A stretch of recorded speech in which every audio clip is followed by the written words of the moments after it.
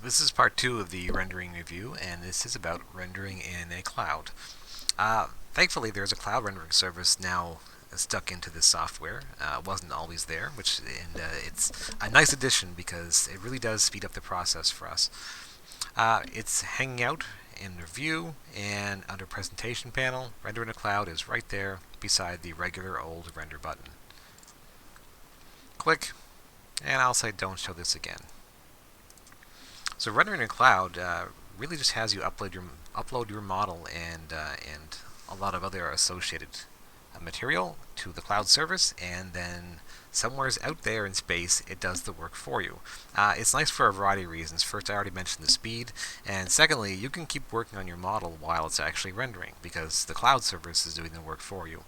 Whereas with the traditional render button here, then really you're just kind of waiting for the rendering to happen. You can't do anything else to your model, and that could be a minute, it could be an hour, it could be longer than an hour. This lets you keep working. Definitely an advantage. Also, beyond that, you can actually render more than one image at once. So using the drop-down arrow gives you access to a number, however many 3D views you actually have in your model, they all show up here. I really only have one view that I've created because it's an example building. You guys may have 1, 2, 5, 10, 20, and you're definitely able to choose more than one at a time.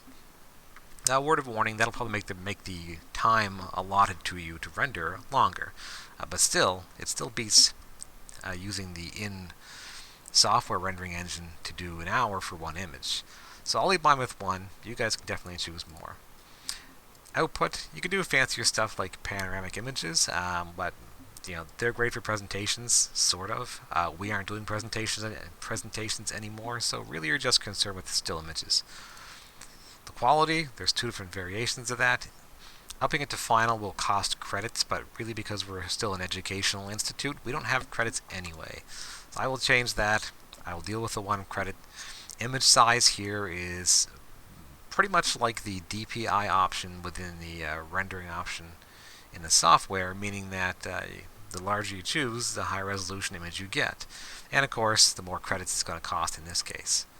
Now we're at 2.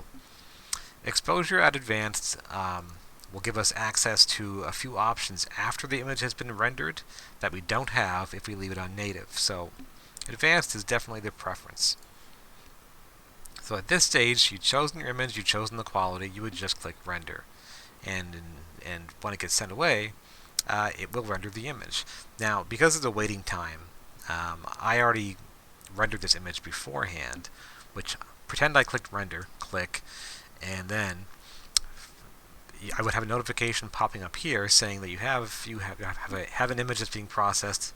We will contact you when ready. But even beyond watching it up here while you keep on doing work, if you go to render gallery, which takes you anyway into your renderings, and you have all your work located here. I have a variety of stuff from over the years because I see example projects and so on and so on.